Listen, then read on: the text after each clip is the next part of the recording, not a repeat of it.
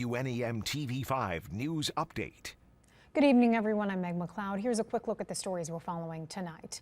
After turning down an acquittal, a U.S. District Court judge has set a second trial date of August 9th for two of the men charged with plotting to kidnap Governor Gretchen Whitmer over her COVID restrictions.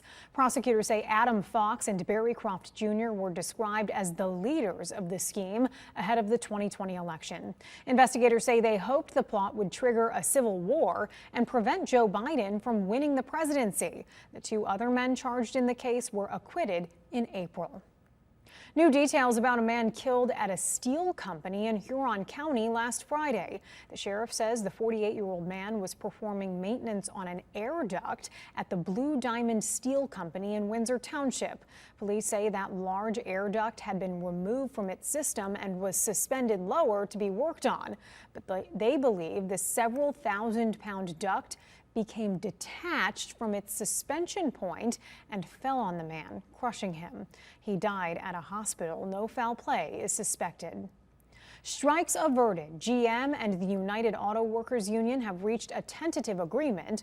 Workers at 4 Michigan plants planned to strike this morning if the two sides couldn't reach an agreement. However, just in the nick of time, a spokesperson with GM announced that agreement. The statement says the UAW will now focus on the ratification process, and GM says they will not discuss details of the agreement until that process is complete. Now here's Chris with your forecast. Meg, should be a really nice evening. Temperatures expected to remain mild through the night thanks to a southwesterly wind and clouds increasing late.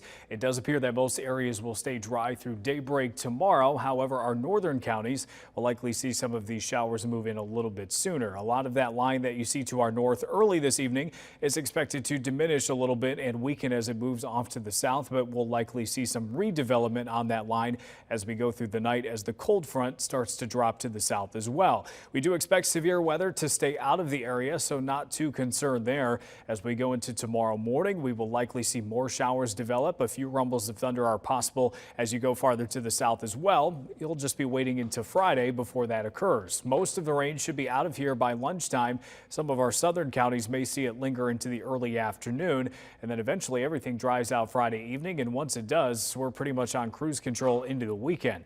How much rain to expect? A few tenths of an inch, not much more than that, so try not to get too excited about the rain tonight, but at least it's something. Your weekend outlook looks great Saturday and Sunday. Plenty of sun both days with highs in the low to mid 80s. Your 7-day forecast shows temperatures expected to be in the 80s right through next week. A few chances for rain Monday through Wednesday. Remember to tune into WNEM TV5 on air and online 24/7 for the latest news, weather, and information.